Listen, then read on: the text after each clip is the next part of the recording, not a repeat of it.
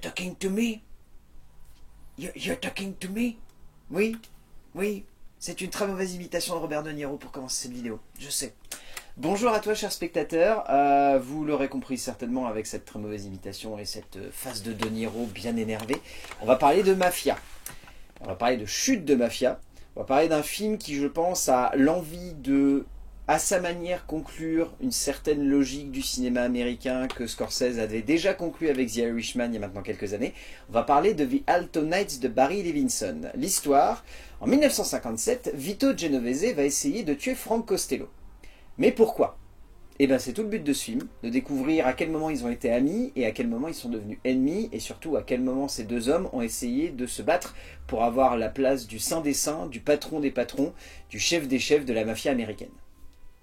Je ne vois pas comment mieux résumer le film. Et forcément, mafia, Robert De Niro, esprit scorsésien, je pense forcément à toi, mon cher Kevin.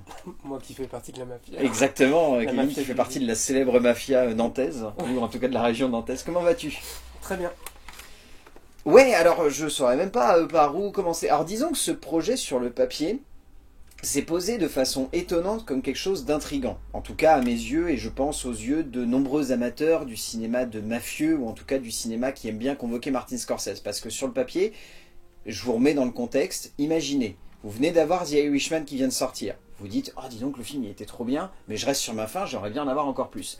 Et ben on vous annonce que Barry Levinson, réalisateur plutôt coté des années 80-90 américaines, décide de proposer à Nicolas Pileggi, journaliste et auteur de romans notamment connu pour être le scénariste de Les Affranchis ou même de Casino de Martin Scorsese, d'écrire une aventure autour de Vito Genovese et Frank Costello et sur la chute de la mafia américaine. Vous rajoutez que Robert De Niro se greffe au projet et que vous n'allez pas avoir une fois Robert De Niro à l'écran, mais deux fois. De Niro. Que demande le peuple ? Oh, De Niro, oui, De Niro, oui, j'aime bien. Désolé. Voilà, à partir de là, on parle d'un postulat de film qui peut ou être un projet complètement casse-gueule et foiré, ou un petit bijou qui peut réellement être passionnant, ou en tout cas réussir à synthétiser toute une logique de cinéma américaine que les amateurs du genre aiment. Donc on a ça sur le papier. Je redis, c'est sur le papier. Parce que c'est là que je me tourne vers toi, Kevin, et que je te demande ce que tu as pensé de The Alto Nights. Bah, comme tu l'as dit, je suis assez friand des films Scorsese, Mafia, plus largement Le Parrain aussi de Coppola, où Il était une fois en Amérique de Sergio Leone.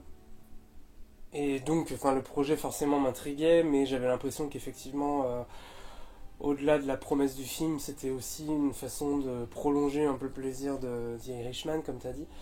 Alors, en fait, j'ai l'impression que c'est un peu un PS à la fin de The Irishman, mais pas forcément un PS indispensable.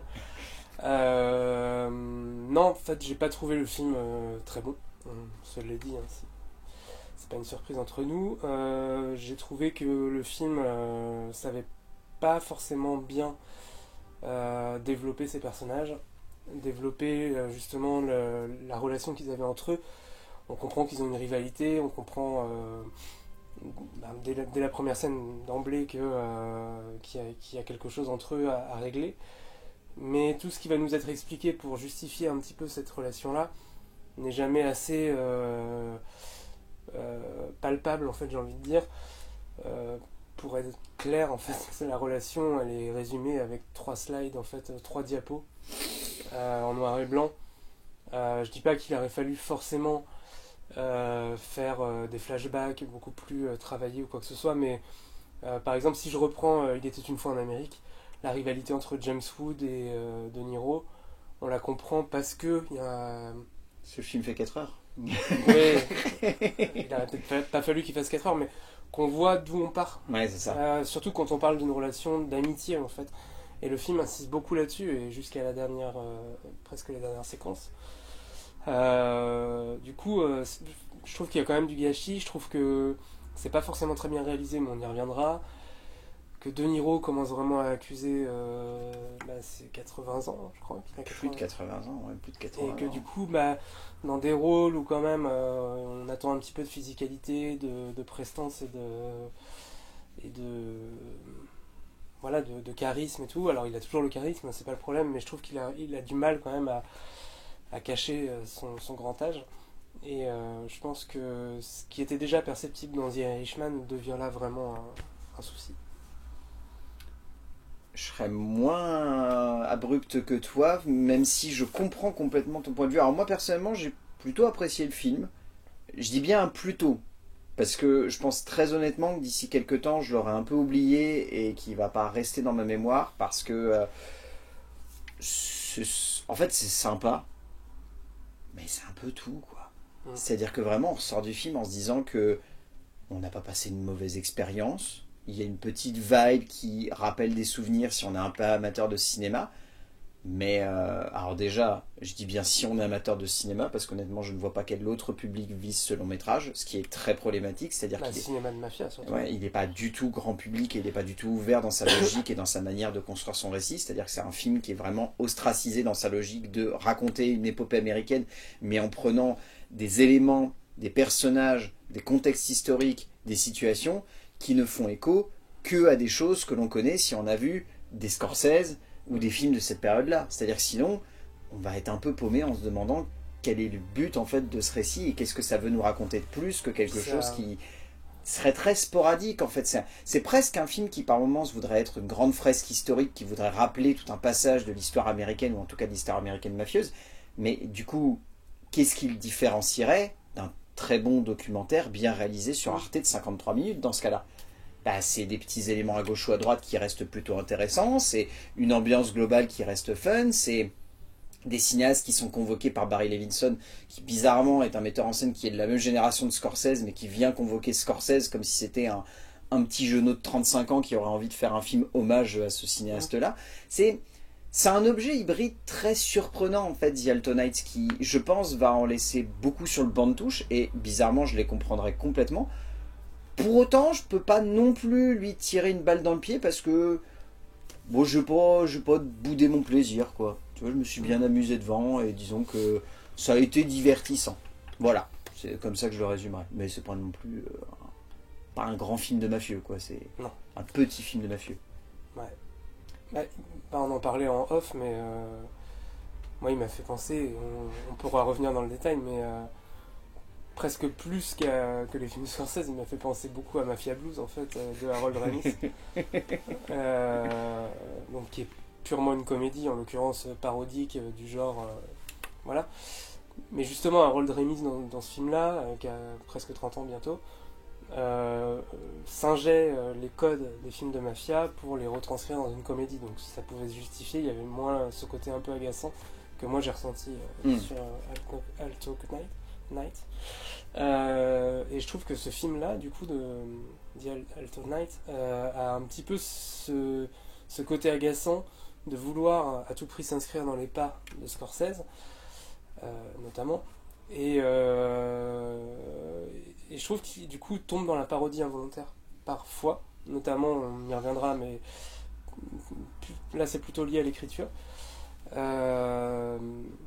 Et je trouve que oui, ça la rapproche quand même, et surtout sur deux scènes en particulier, de Mafia Blues. Mais bon, on va pas spoiler. Tu me tends une perche, je te propose qu'on saute dans l'écriture. Donc Nicolas Pileggi, qui est notamment connu pour avoir co-scénarisé Casino et Les Affranchis de Scorsese, écrit ce film. Alors Nicolas Pileggi, donc c'est bien de le rappeler, à la base c'est un journaliste qui ensuite a écrit des romans qui sont autour de l'univers de la mafia et qui sont supposés raconter des périodes, on va dire, assez charnières de ces moments-là. Ça sent, et pas forcément dans le bon sens du terme. C'est-à-dire que Nicolas Pileggi, c'est quelqu'un qui a une très belle manière de raconter l'histoire, mais qui a une manière très étrange de raconter les rapports humains. Et ça se ressent dans The Altonites, et par le biais notamment de ce que tu as évoqué déjà en préambule, mais le fait est qu'on nous raconte l'histoire de deux amis. C'est difficile de les cerner comme des amis. Ouais. C'est difficile parce qu'on sent que Nicolas Pileggi veut vraiment les caractériser comme deux grandes figures mafieuses essentielles de l'histoire américaine de la deuxième moitié du XXe siècle, mais il n'y arrive pas en fait. Et c'est très problématique du coup. Parce qu'on se retrouve devant un film où, certes, ils ont du charisme parce qu'on sent derrière qu'il y a l'envie de vouloir construire des personnages qui soient assez imposants. Et à mon avis, ça se ressent plus dans la manière avec laquelle Barry Levinson choisit de les iconiser que dans la manière avec laquelle Nicolas Pileggi choisit de les construire. Parce que du coup, je peux pas non plus dire que c'est mal écrit parce que ça reste quand même plutôt palpitant et mine de rien pour un film de 2 heures, j'ai à aucun moment vu le temps passer, je me suis dit quand même que ça avait du rythme et que ça s'enchaînait bien, mais par moments ça s'enchaîne presque trop bien au point qu'on n'a pas l'impression de réellement se poser avec les personnages.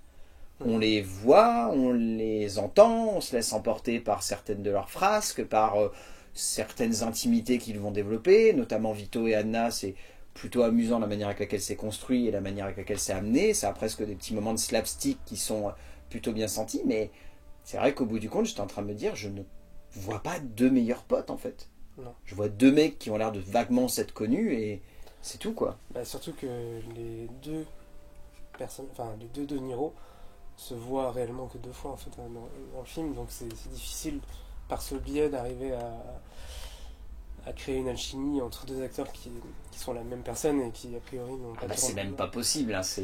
Mais, rares sont les cinéastes qui ont réussi à faire en sorte d'avoir 2 fois le même acteur en face à face dans un film et à faire en sorte d'équilibrer leur récit pour qu'on n'ait pas l'impression que ce soit juste un effet de style pour un effet de style quoi. Ouais, mais ça on pourrait y revenir dans l'interprétation, mais je trouve que c'est un peu une des limites déjà du projet. Et en fait, Nicolas Pileggi, je trouve qu'il a, dans Les Affranchis surtout, il y avait un côté chronique, parce que justement c'était un peu hérité peut-être de son passé de journaliste ou quoi, et que Scorsese arrivait à transcender parce qu'il apportait un coup de folie un peu là-dedans, avec sa mise en scène, avec plein de choses, avec un casting déjà qui était super. Là c'est quand même beaucoup plus difficile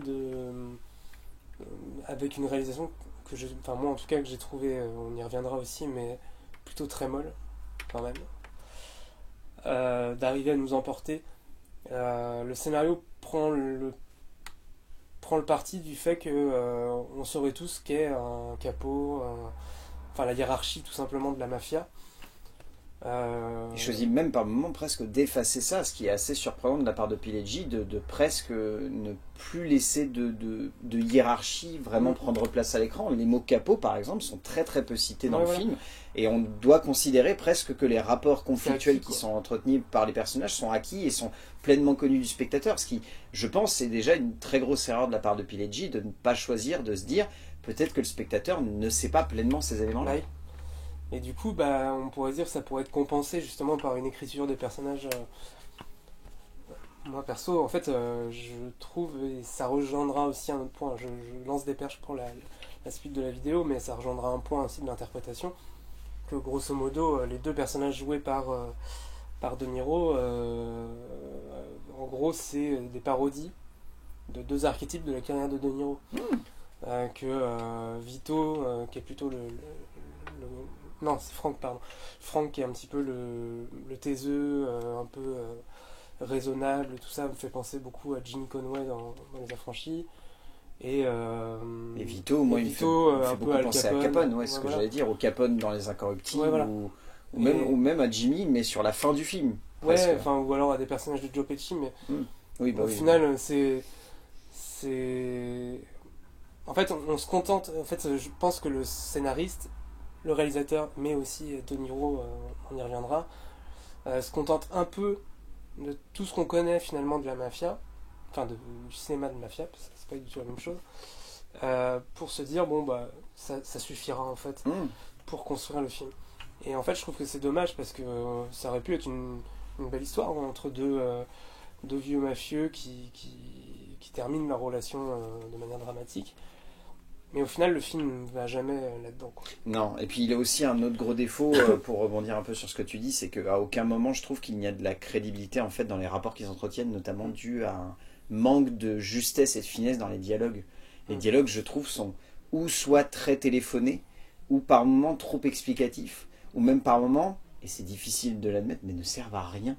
Il y avait vraiment des dialogues où j'étais en train de me dire, mais qu'est-ce que c'est que cette exposition qui n'amène rien de concret par rapport au personnage. La première rencontre qu'il y a entre Vito et Franck, c'est une anti-rencontre totale, c'est l'anti-hit. Si je devais citer un exemple, parce que j'aurai l'occasion aussi d'en parler dans la mise en scène, mais c'est un anti-hit dans le côté climax de rencontre. Ça ne marche pas, il n'y a pas d'alchimie, il n'y a pas d'intensité, il n'y a pas de réel crescendo dans la structure du dialogue. On se retrouve juste à regarder deux personnages froids et distants l'un envers l'autre, ne composer qu'un espèce d'ensemble de palabres où on se dit Bon, il y a une petite punchline par-ci par-là, mais à aucun moment j'ai eu l'impression que ce dialogue n'avait de l'utilité quant à ce moment-là qui devait être pourtant un des premiers climax du long métrage. Et je trouve que c'est ce qui ressort de Pileggi de manière globale. Je trouve il y a plein de dialogues. Il y a des dialogues qui font vieux jeu. Enfin, tu me citais ce dialogue, c'est vrai que... Le melon. Le melon, voilà. Vous l'aurez quand vous verrez le film. Mais le melon, disons que c'est un dialogue qui aurait été écrit par un gros beauf. Et je crois pas que les mafieux étaient non plus des gros beaufs. Certes, c'était des Italiens immigrés qui avaient une certaine manière de parler, mais... Je doute qu'ils aient pu balancer des comparaisons entre le melon et la teub. Voilà, pour le révéler comme ça. Mais voilà, je trouve que c'est dommage parce qu'on sent de manière globale quand même que Pileggi a envie de construire un récit qui raconte beaucoup de choses et qui nous replonge dans cette période-là de manière assez prenante et haletante. Et il y a plein de moments d'ailleurs où je trouvais qu'il y avait un côté assez émotionnel et presque nostalgique aussi dans la manière de convoquer ces vieux mafieux. Mais c'est pas la même nostalgie flamboyante qui a pu faire de The Irishman un moment de cinéma où on ressortait en disant... Il y a un vrai côté amer de se dire c'est la fin de cette ère-là et Scorsese l'admet lui-même. Et je trouve pas que Barry Levinson ait la même justesse et n'ait pas en tout cas réussi à la transmettre par le biais du scénario de Pileggi parce que Pileggi, lui, semble être encore dans cette espèce de mouvement où on peut continuer à parler de ces gens-là. On peut continuer à les évoquer, c'est pas une période passée, c'est pas une période trop datée. Or si, ces mecs-là, ça va faire... il y a beaucoup de choses dans le film. Ça va faire 60 ans, quoi, 70 ans en fait, que cette période de l'Amérique, entre guillemets, telle qu'on l'a fantasmée dans ce moment-là, elle est finie. C'est loin, ça semble très lointain. Mais il y a beaucoup de choses dans sa mise en scène, dans le casting, tout ça qui pourtant montre bien que c'est pas loin d'être terminé, quoi. Bah oui, c'est ça, clairement. Au niveau de la mise en scène, donc, Barry Levinson, alors c'est un cinéaste, pour vous resituer, ses plus hauts faits, en tout cas renommé auprès du grand public, c'est Rain Man et Sleepers.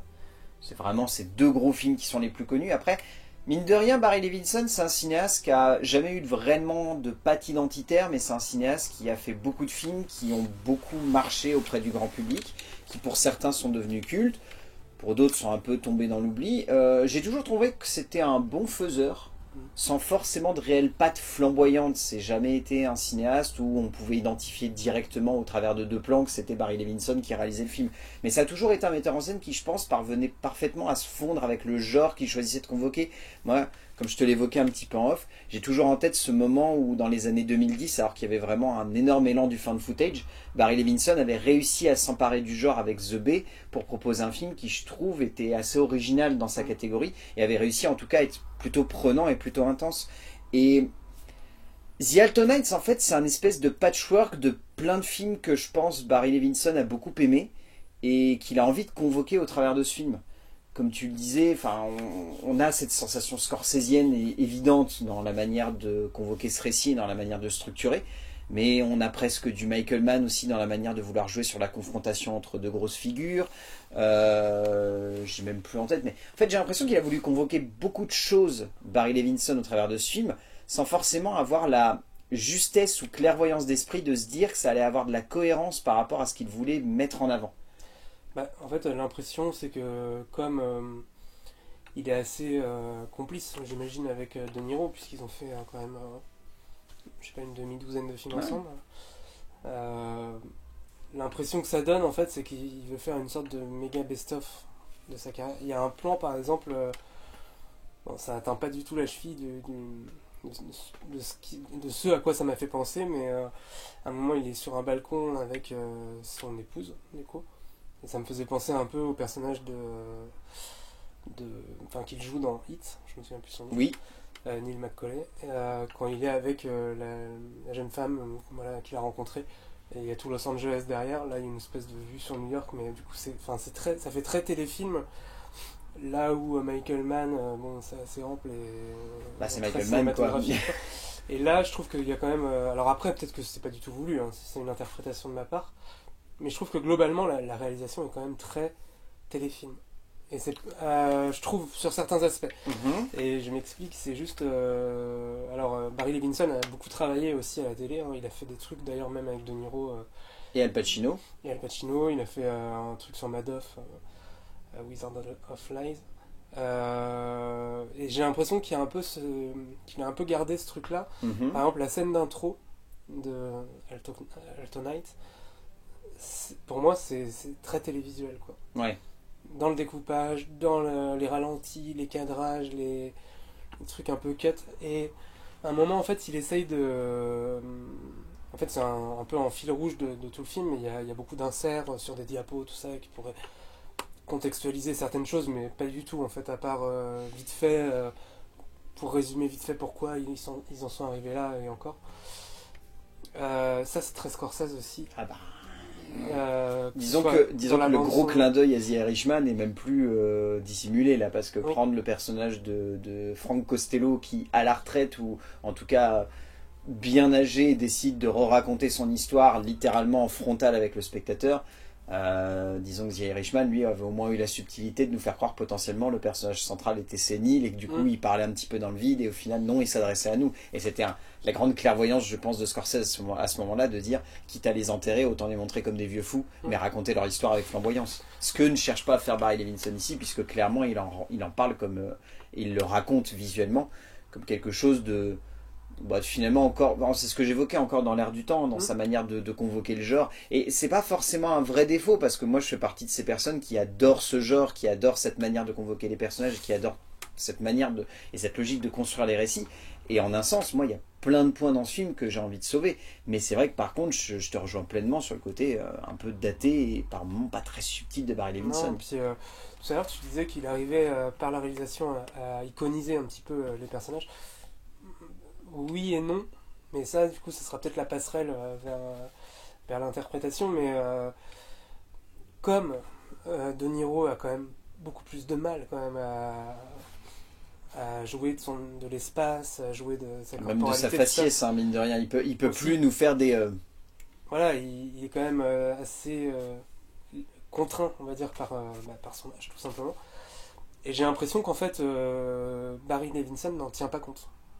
Que justement, en fait, il le filme comme si on était encore dans les années 90 entre Heat et Jackie Brown, quoi.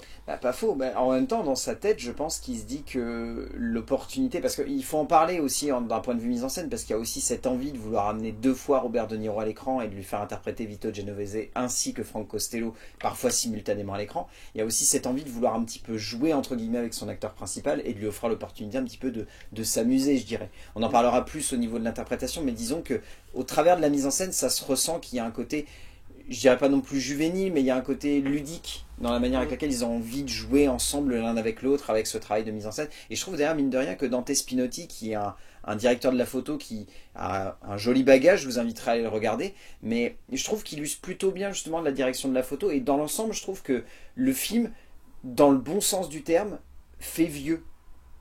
On dirait qu'il date du milieu des années 2000, en fait, qu'il a un côté un peu nostalgique, comme s'il il se replongeait dans une époque où on pouvait un peu raconter ce genre d'histoire comme si c'était encore dans l'air du temps et qu'il y avait encore pas mal de cinéastes qui convoquaient ce type de cinéma et qui convoquaient ces personnages en couleur, qu'on était encore dans l'ère où les Sopranos, ça cartonnait à la télévision, tu vois qu'il y avait une filiation qui avait été faite et donc que le genre était encore avec une certaine vibration dans l'esprit des spectateurs.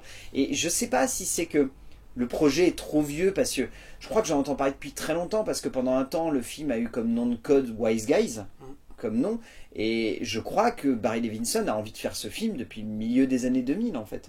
Et peut-être que c'est ça en fait qui gangrène le long métrage, c'est ce côté un petit peu vieux, Too late. qui n'est pas assumé, et ouais, too late, ouais, t'as raison de le dire comme ça, c'est cette sensation qu'on est devant un film emmené par un cinéaste qui avait envie de faire ce film là il y a 20 ans, qui n'a pas pu, qui aujourd'hui a l'opportunité parce qu'il y a, j'en sais rien, un vieux producteur comme Irving Winkler qui s'est dit vas-y, on retente, on essaye, peut-être que ça a marché, les gens, il y a l'air d'y avoir une vibe autour de The Irishman qui a bien marché, Barry Levinson il est un peu encore dans l'air du temps parce que son fils il fait pas mal de trucs qui font parler, peut-être qu'ils se sont dit ça, hein, je sais pas. Ouais, je sais pas. C'est un choix. Mais après, encore une fois, moi je trouve que le film a du rythme, il y a des scènes qui sont vraiment à sauver, je trouve que la scène du barbier avec Albert, elle a une belle mise en tension, elle a une belle montée en crescendo, ça fonctionne bien. Cette scène finale de rassemblement a quelque chose de assez galvanisant et d'assez entraînant, même si elle a un rythme un peu particulier, je trouve que on se laisse emporter. Mais par contre, oui, c'est sûr que oui, quand regardez pas trop Mafia Blues avant, parce que oui, vous risquez de vous taper une bonne barre en regardant cette scène finale. Et moi, si Kevin me l'avait pas rappelé, j'y aurais pas pensé spontanément, mais oui, clairement. Casting ? casting. Alors, avant de parler du gros double morceau best-of qu'on a en tête d'affiche, on va se faire un petit peu de casting secondaire. Il n'y a pas forcément beaucoup d'acteurs secondaires à retenir. Disons que vous allez revoir beaucoup de gueules qui vont forcément vous faire penser à Scorsese et aux Sopranos. C'est Parce normal, que clairement, ils ont tous joué dans les Sopranos. c'est ça, ils ont quasiment tous joué dans les Sopranos, donc voilà, je vous inviterai à regarder le casting, mais ils sont très bons. Dans les interprétations secondaires que je trouve assez efficaces, moi j'ai envie de citer Debra Messing et Catherine Nardusso, je crois, si je dis pas de bêtises, qui campent donc respectivement Bobby et Anna, les deux femmes de Frank et Vito. C'est difficile, je trouve, pour des femmes de s'imposer dans ce genre de long métrage, parce que c'est vrai que la seule femme qui avait réussi à réellement imposer une performance, qui avait réussi à sortir du lot, c'était l'actrice qui jouait dans Les Affranchis, qui jouait la femme du personnage principal, qui était plutôt efficace et qui pour le coup avait vraiment une vraie place dans le récit. Mais sinon c'est vrai que dans la plupart des récits de mafioso, Sharon Stone, ouais, même Sharon Stone au final a un personnage qui est pas très subtil, quoi, dirons-nous. C'est un peu le défaut. Mais les deux là s'en sortent vraiment bien. Je trouve notamment que Debra Messing dans le rôle de Bobby, elle est très efficace. Elle a vraiment une jolie performance et je trouve qu'elle est assez impactante. Cosmo Jarvis aussi dans le rôle de Vincent est très bon, dans le rôle de l'acolyte qui justement essaye d'assassiner Frank. Il est bien. Moi c'est un acteur que j'ai découvert avec la série, ça y est, je sais plus. Les séries japonaises, enfin les séries américano-japonaises qui a cartonné. Shogun, merci. Shogun qui, voilà, il jouait un des rôles principaux, il jouait le rôle de l'étranger, il était très efficace dedans. Donc je trouve qu'il s'en sort bien. Et donc après, nous avons cette double dose de Robert De Niro. Alors, c'est un petit côté savoureux.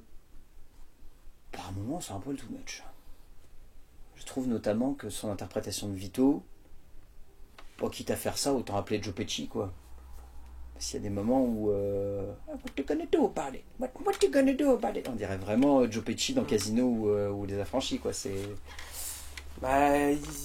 comme on disait, en fait, il revient sur deux facettes qu'il avait développées un peu dans sa filmographie mafia, quoi.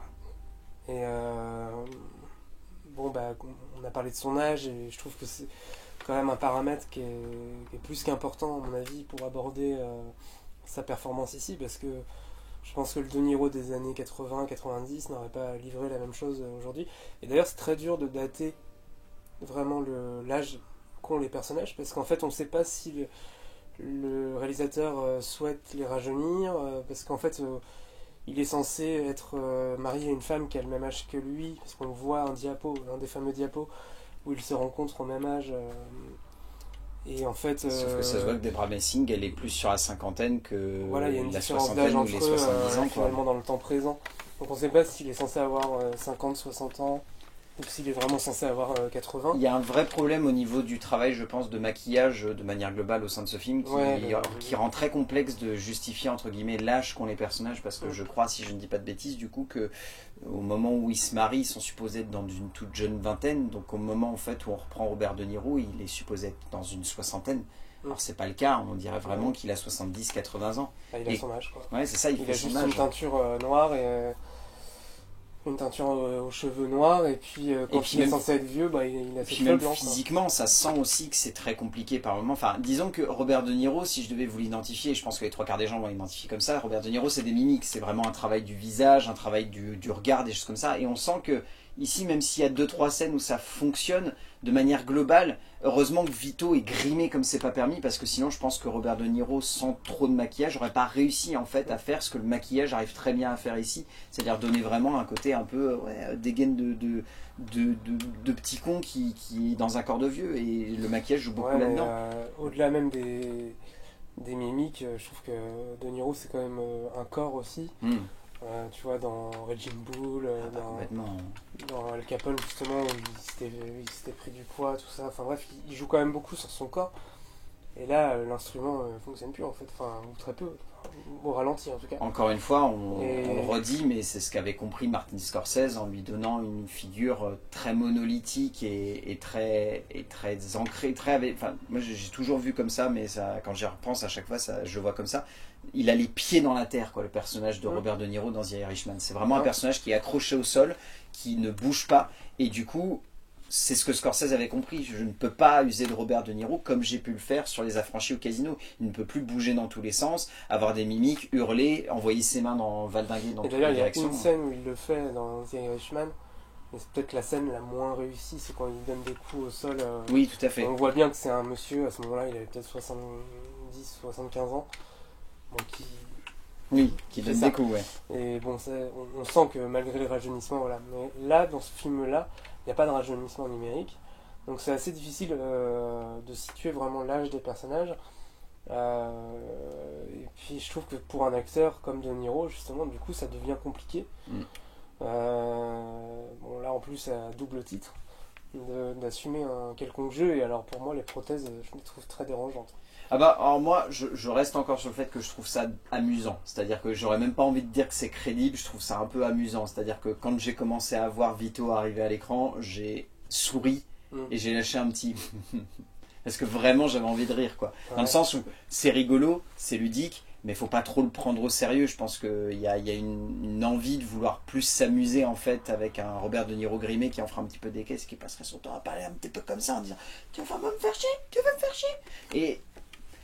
il y a une limite. En fait, c'est ça le souci, c'est que je pense que ce film n'a pas su trouver la limite entre on se marre et on part un petit peu en couille et on fait un peu n'importe quoi avec nos persos. Et peut-être qu'à un moment, il faut qu'on garde un peu plus les pieds sur terre et qu'on se dise, bon bah ok, là on peut pas non plus partir dans tous les sens avec ces personnages-là. Et je pense que Robert De Niro aurait dû se poser comme question à partir du moment où il a voulu camper ce personnage. Mais encore une fois, moi, je reste persuadé qu'on est sur un projet qui date d'il y a 20 ans. Et il y a 20 ans, Robert De Niro, il pouvait encore se permettre de gesticuler un peu dans tous les sens et d'être un petit peu délirant, quoi. Ouais, c'est un projet peut-être avec quelques ajouts, je dirais, pour contextualiser un peu les personnages. S'il avait été tourné il y a 20 ans avec un De Niro en forme et puis, je sais pas, Al Pacino par exemple pour jouer le deuxième personnage, parce que je trouve que c'est absurde en fait d'avoir voulu mettre... C'est un pari technique, pour moi je le vois vraiment juste comme ça, c'est un trouve pari que technique qui vend le film. Ça n'a pas forcément sa place à mon avis, là-dedans, mais du coup si ça avait été fait il y a 20 ans dans de meilleures conditions et avec un point de vue différent, avec des si, hein. Ouais, avec des si on refait le monde, ça, c'est indéniable. On arrive à la fin de cette vidéo, qu'est-ce que tu retiens de The Altonites? Bah que j'ai préféré The Irishman largement. Ça me va, c'est une très bonne conclusion. Non, c'est loin d'être un film horrible. Moi je tiens à placer ça tout de suite. C'est loin d'être un film complètement foiré. C'est un film qui a des idées qui restent... je reste sur l'idée que c'est divertissant dans l'instant. C'est-à-dire qu'on passe vraiment un bon moment et après peut-être que par contre lorsqu'on le remet en perspective on va se dire quand même The Irishman c'était bien meilleur, c'était plus clair dans ce que ça voulait raconter et ça avait surtout plus de logique. Ça c'est indéniable, ça je vous prêche un convaincu. Mais on s'ennuie pas non plus, il y a un petit côté Madeleine de Proust pour les amateurs de ce genre qui pourrait marcher sur vous, ça c'est indéniable. Voilà, il y aura des griefs que vous aurez envie de lui imposer à ce film, ça c'est évident, c'est normal. Après The Altonites de Barry Levinson, pourquoi pas. Peut-être que ça peut vous plaire, peut-être que vous n'allez pas du tout aimer, vous nous direz ça très cordialement et gentiment. Merci mon cher Kevin. Merci à toi. J'espère qu'on se retrouve avec plus de sourires la prochaine fois. Oui. Oui. Oh, Oui. je pense, je l'espère. Et d'ici là, on va dire aux gens d'aller voir des films parce que c'est bien d'aller voir des films et qu'on se retrouvera pour parler de films, bien évidemment. A plus. C'est vrai que mine de rien, en y réfléchissant, la seule fois où il y a eu une utilisation intelligente de deux bons acteurs face à la caméra, c'est Double Team avec Jean-Claude Van Damme, non? Et les visiteurs. Et les visiteurs.